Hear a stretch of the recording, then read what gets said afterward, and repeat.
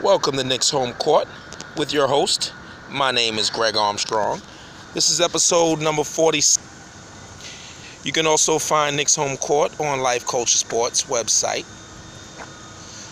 And please hit the subscribe button in YouTube. I never say that. I was listening to a podcast on YouTube and somebody said that. If you like, hit the subscribe. Tell your friends about it. Tell your friends that somebody's being real about the Knicks, not all the BS that you hear on these stations or don't hear. Speaking of not hearing, I've been checking podcast after podcast. I've been checking New York ESPN podcasts, and maybe they have talked about the trade. I'm sure they did. They just don't make it. They just didn't make it a point of emphasis in the podcast when you to the podcast. However, poor Carmelo Anthony. He gets traded, and Donald Trump does what he does. The Giants are 0-3. Nobody's talking about the Knicks right now. I'm not mad about that. That's why I'm here, folks. I'm here for y'all. I'm here for the overnighters. I'm here for the early morning people. Anyway, I'm in these streets, people. All right, so what I want to talk about tonight, though, is I want to completely finish up and close the door on Carmelo Anthony, his career here as a Knick. And I know I had said something before. I was saying, you're not. I was saying, Carmelo, fuck you because you're not on the Knicks any longer. Let me be clear, because I don't like the way that came across. I appreciated Carmelo Anthony while he was here. The whole emphasis behind saying that is if you're not on the Knicks, I root for the jersey. I'm not a fan of any player on the Knicks. I root for the jersey. Meaning, we made a trade for Cancer, right? Cancer right now is the better player than Hernan Gomez. I hear a lot of people say they want Hernan Gomez to win the spot or whatever. I get all of that. But if Cancer is the better player, Cancer should play. Another thing I keep hearing people talk about is cap space. Knicks don't really have to worry about cap space. Why? Not until they're good. Until they're proven to be good. What I mean by that is their record being good. And the reason why I say that is having cap space does nothing for you if no one wants to even interview with you. I keep hearing people say, they cap space, hell, they save cap space. Cap space, let me tell you, the new NBA, the smart NBA player, and I got to say they're smart now. They have woken up. Money alone is not going to woo an NBA player, not a good one. You'll get all the Beasleys. You'll get players like Hardaway who want to prove themselves. And you also see how much more the Knicks had to spend to get a player like that. So you're not going to get the top tier players if your team isn't at least a playoff team. Like, don't be surprised in a year or two, Milwaukee Bucks are able to land a big free agent. They're just not close enough. They're just not a consistent playoff contender. They're starting to become that. As Giannis starts to ascend in the league and move into the top 10, top 5 players in the league, if Jabari Parker can stay healthy, eventually a player might look at that and say, I can go over there and win. So that's the new NBA. So the Knicks are not good right now as far as on paper until we get to see, until their record shows, they're not good right now. So cap space, it's not a big deal. I want to see the best players on the court, regardless of how much they're making. And I think Cancer is a better player than Gomez at this point. Actually, I think Cancer mess around and be the leading scorer for the Knicks or close to it. He's a devastating offensive player. People don't understand. He's literally a devastating offensive player. He sucks on defense. And I want to respond to, I'm sorry I don't have your name, but one of the comments was saying that, I may be too optimistic. I think that is what it said. And their defense is going to be bad and things like this. All right, let me just address the optimism angle. I'm always optimistic until I'm not. In other words, I'm going to be optimistic, but I'm not one of them people that I'm not a fan that's going to be miserable watching my team. If the Knicks start losing consecutive games like they did in the end of the season, guess who won't be watching and getting angry when I know they're not doing anything? Me.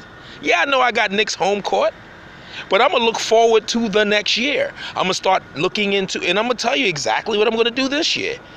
I'm going to follow the team. I'm going to put up podcasts relating to their games. And at some point in the season, if they start to go down and look like they're not coming back up for air, I'm going to start reviewing college players. I'm going to start talking about certain college players, looking forward, what can fit into the system and things like that. There's no reason for me to be miserable. That's why I'm always optimistic as a Knicks fan, and I feel bad for some of the Knicks fans who, if you're like 25, all you know is losing. If you're 30, all you know is losing. I mean, I've seen the team in the 90s. I've experienced some winning. And by the way, a lot of people nowadays, they think in championship or bust, but that's incorrect. Every team does. Winning a championship is not about taking turns like, oh, now my team is good. Now my team's going to win. It's not like that. You can have a really, really good team and never win a championship. Utah Jazz. Really, really good with John Stockton, Karl Malone, and Jeff Hornacek. Never won a championship. Seattle Supersonics with Sean Kemp and Gary Payton. Never won a championship. Portland Trail Blazers. Clyde Drexler. Jerome Kersey. Cliff Robinson. Never won a championship. Terry Porter with them. Never won a championship. There's no guarantees. The best you can hope for is a team that repeatedly makes the playoffs, gets to the second round or Eastern Conference consistently. Because some years you're not going to get to the Eastern Conference Finals. You might only get to the second round. Now, you don't want a team that continuously gets bumped in the first round.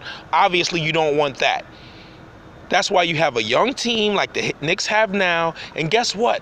If they somehow, and it's highly unlikely, but if they somehow make the playoffs this year, and this young team in the beginning stages, come on, man. That's a home run. That's a home run. And don't think, see, this is what people don't understand. The Knicks, I heard somebody say the Knicks are tanking. They're not tanking. See, there's a difference between tanking and rebuilding. They're rebuilding. I keep telling people. Now, in the second half of the season, it might be a full-on tank. After February or after the trading deadline, they might trade Courtney Lee and Kylo Quinn and Lance Thomas. They might just trade everybody away by that time. Kuzminskis and things like that. They might just trade people away at that time of the season. But right now, the Knicks are going into the season trying to win games. They're not deliberately tanking from the beginning. Trading Carmelo wasn't about tanking. It was about a fresh start. It was about letting KP be the man. Unfortunately, he had so much respect for Melo, he didn't want to step on any toes. Well, now, he ain't got to look up to nobody on that court anymore. He can just come out there and ball out. That's it. But I want to talk about Carmelo and a little bit about Carmelo and a little bit about KP, right? So Carmelo Anthony, I want to thank him for he chose to come to the Knicks. He chose to come to the Knicks. Now, I keep hearing that the Knicks gave up way too much, an argument that have been proved wrong over and over again. The Knicks gave up no stars for Melo. None of those players became contributing players on a winning or championship or a team that even gone to the Eastern Conference Finals. The best player out of the players they gave up for Carmelo Anthony was Gallinari, who cannot stay healthy, who continuously has been hurt. Go look at it. Wilson Chandler is another good player, average to below average NBA player. People are not knocking down their doors for them. Raymond Felton, come on, really? Mozgov? Garbage Mozgov? They didn't give up shit. That's not why the Knicks fucked up. by giving those players up. They fucked up before they got Carmelo Anthony. See, and nobody's talking about that because they love Donnie Walsh. They love Donnie Walsh. And I know that it's been said that Donnie Walsh, I wasn't in the room. See, this is what I'm saying. I wasn't in the room. But it's been said that Donnie Walsh was forced to make that trade for Carmelo Anthony. Right? It was said that he was forced to make that trade. But all I know is that Donnie Walsh didn't say that. He said he made the trade. And okay, people want to say, oh yeah, he's pushing his buttons. Let me tell you something. At the end of the day, Donnie Walsh is a respected enough executive where he could have told Jim Dolan, listen, I'm going to do it my way or I'm going to quit. 20-something years, 30-something years, he's a basketball man, basketball junkie. You see what happened when he left New York. He went back to Indiana. He's always, come on, he's well respected. He didn't, you know what I'm saying? So, but that doesn't even trouble me. What really troubled me was that we had this mentality, and New York has this mentality, and I love this front office right here because they don't have this mentality. The mentality we had before with Donnie Walsh, which I probably was coming from Dolan, because it's what an amateur would do. And if you look at most of Donnie Walsh's teams, weren't built the way the Knicks were trying to build under Donnie Walsh.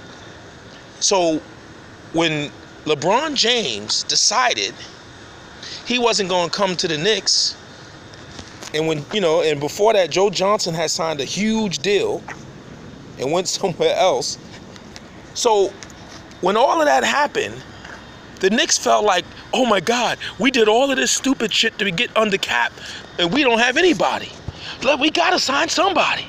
Let's try to get Chris Bosh. Chris Bosh, nah, hell nah, I ain't fucking with y'all. I'm going with Bron. Let's go get somebody. Bron, come on. And then they just felt like, okay, let's sign Stoudemire. But everybody's telling them that Stoudemire got one or two good years on those knees. His knees weren't insured. Everybody knew that. But that's how thirsty, at least that's how thirsty Dolan and Walsh thought New York fans were, that we needed a star.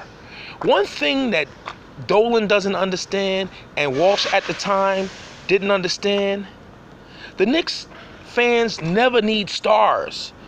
Knicks fans, we like stars, but we didn't need stars. Knicks fans love lunch pail guys. We love hard workers. We don't give a fuck if you were an overachiever. You don't need Starks was never a star, but he was ours. Mason was never a star, but he was ours. When Larry Johnson came here, he wasn't a star anymore. Charlie Ward was never a star.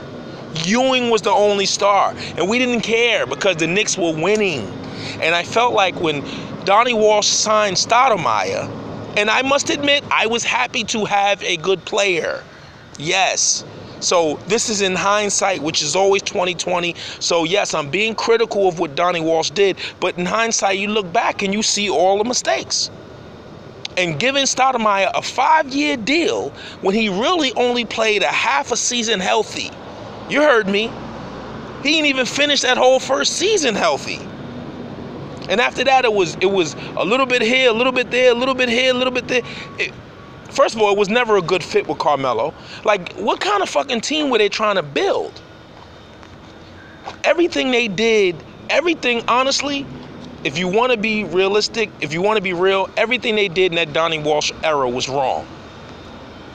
It was wrong. And I'm not trying to disrespect him, but I'm just saying that when you're rebuilding, you don't hire a coach like D'Antoni when you're rebuilding or when you're tanking. You hire you hire an intern. You hire a college coach because you're going to fire him before they get good. That always happens. That happens most of the time. You hire somebody young that can grow with the team, that's be happy to have the job. You hire D'Antoni, and we end up seeing the worst of him because he doesn't do good with players when the team is not good. So you hired D'Antoni. So what was the vision for the team? Were they gonna play that running gun style, 7 seconds or less? Then he played Stoudemire into the fucking ground. Stoudemire was playing 40 minutes a night on bad knees. Or the team that was average. So that's your problem, signing Stoudemire. Because how many times when free agency, once we got Melo, and the second problem was not, all right, first of all, they signed Stoudemire, right? And the next thing they did wrong is they amnestied Chauncey Billups. Chauncey was done. We know he was done. But they amnestied Chauncey Billups, who had 1 year on his deal, when this guy had 4 years left on his deal, or three or 4 years left on his deal, Stoudemire. He never fit with Carmelo. We was never able to put another player there with Carmelo because we had fucking bum-ass Stoudemire. I don't know how Stoudemire, one thing I can say about him is that Knicks fans, for some reason, hold him in such high regard. He should have been booed. He should have been, I wouldn't say booed, but because he had injuries. I'm not going to say booed, but I'm just saying, Stoudemire, nobody looks at that tenure.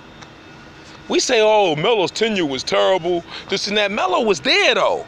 He played the games. He took the bullets. He played. Stoudemire couldn't play. That motherfucker gets injured trying to do some kind of dunk, fucks up his back, then another year fucks up his hand. Come on, man. That's why we couldn't put nothing around Carmelo Anthony, because we had Stoudemire's contract. Chandler, we dealt with Chandler. But if we didn't have Stoudemire's contract, we could have put another good player, role player, another decent player around. And then let's fast forward to when we actually did put a good team around Carmelo. And again, that was reason number one.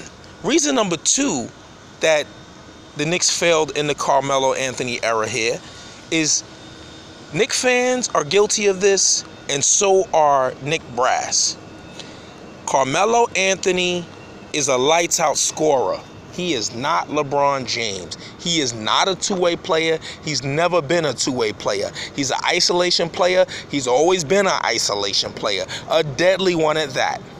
There's only two ways you can build around that kind of player. You got to put defensive 3-and-D guys around him, and if you can't do that, then you got to complement him offensively. How do you complement a player like Carmelo offensively? Mike Woodson did it the best. Say what y'all want, but he did it the best. Give Carmelo the damn ball and put three-point shooters around him, and watch him go to work. And watch him go to work. And that's when they won 54 games. And then the thing is, they had two. Melo never got a respected ball handler around him until he got Jason Kidd. So they had Jason Kidd and Felton, or sometimes Prigioni. So they always that's another thing that Woodson didn't get credit for. They put 2-point guards in there to keep the ball moving and make sure everybody else gets the ball, or sometimes to swing the ball. So what you do with a player like Melo, who offensively gifted, you put him in his zones at power forward, and you put shooters around him. Now, one negative I gotta shoot back at Carmelo is Carmelo resisted playing power forward. And this one thing that I can say that a fatal flaw about Carmelo, a fatal flaw I have with Carmelo, and hopefully this doesn't follow him to OKC, but he has a reluctance sometimes to do things. Like he has a reluctance to change and to doing things that could work. Like I gotta say that D'Antoni wanted him to, actually D'Antoni wanted to turn Melo into what they call it, Olympic Melo. He did. The thing is, Jeremy Lin was getting all the shine. But if you know D'Antoni's system, the point guards will always get the shine in his system. Doesn't mean you can't score a lot of points, but that's the way he plays. Pick and roll, kick out to the corner three, kick out to the top of the key three. That's it. And Melo didn't want to play that role.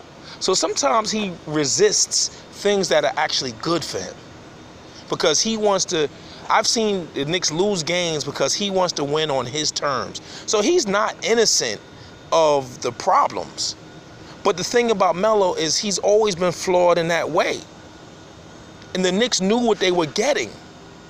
You don't sign a player who's like Melo and not know what you're getting and not properly build around him. When Phil Jackson came here, another flaw Phil Jackson did.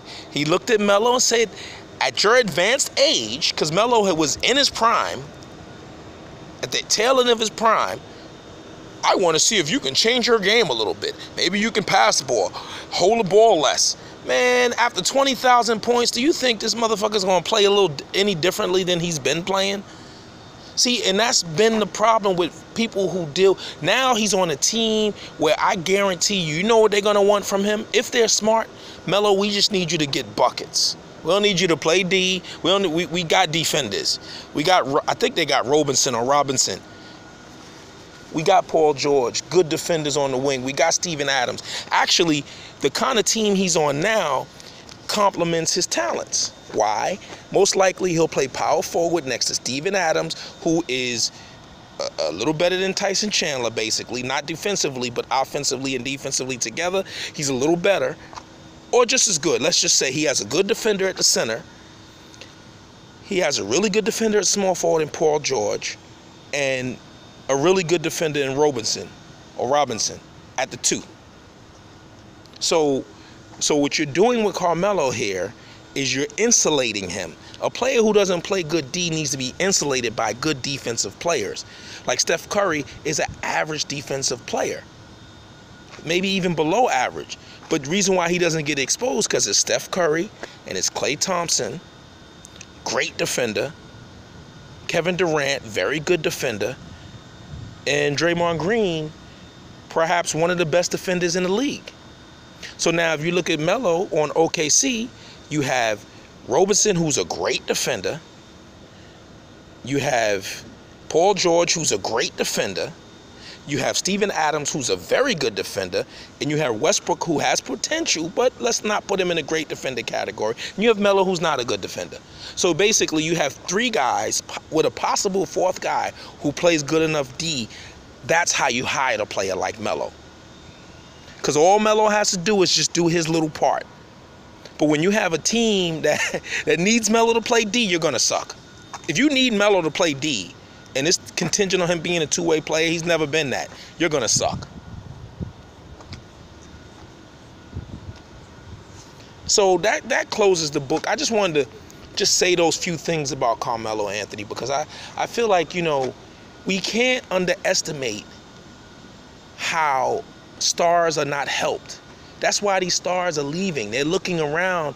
We can't underestimate that Ewing played all them years with the Knicks and never really had another all-star. Now, one year, Oakley was an all-star and Starks was the all-star, but really, let's be real. They wasn't top 50 players at the time, And the Knicks have been famous for doing that by putting players together who one star and a bunch of role players. And you're not going to win in today's NBA like that. Which closes the book on Carmelo. I probably won't have much to say about Carmelo no more for this season, and because I'm a Knicks fan again. Which brings me to Porzingis. Porzingis said he believes he's going to be an all-star this year. I hope so. I don't think it'll be hard. I think he can be an all-star this year. Now, if you look at the Knicks, now I've been hearing rumblings that Courtney Lee might start at the 3. I think that should be played. I think that Courtney Lee shouldn't start at the 3. First of all, he's a valuable bench guy. And secondly, the reason why you don't start him is because all right, this is the thing people don't realize. Starting means nothing. You got a Spurs team who's won 5 championships with Ginobili, who should have been starting on every one of those teams, coming off the bench, being a super sub, destroying the second team. It's just a smart move to do that. So the reason why, what I would do, I have to see some more, but I'm thinking what I would do is I probably would start, well, my starting 5, like I said, this is just wishful thinking here. Frank Ntilikina, and the reason why I want to start him is not because of his offense. Everybody's talking about his offense. If he does what we got him for, to stop the ball at the point of attack or at least slow it down, that changes the entire game. Because you know when the point guard can't penetrate, there's no kicking out. There's no kicking out to three-point shooters if you can't get by the first guy. How you going to kick out? Nobody has to rotate. Nobody has to move. So Ntilikina, Hardaway, I really want to try McDermott here. Why? Because sometimes in life you got to try to catch lightning in a bottle. Do I think McDermott is an NBA star? No. Do I think he's an NBA starter? Probably not. But he's still 25. He still has a lights-out shot. He doesn't play defense. Yes, we know this. The Knicks are not going to be a defensive team. They have what? Well, how many defensive players they have on their team? Courtney Lee, Ntilikina, Lance Thomas, Porzingis. I think Porzingis can be called a defensive player.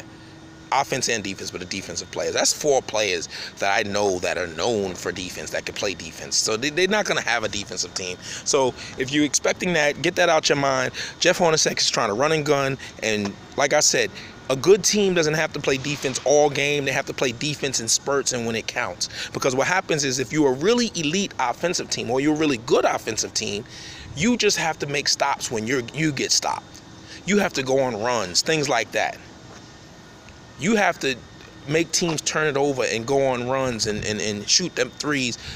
Trust me, you'll be fine.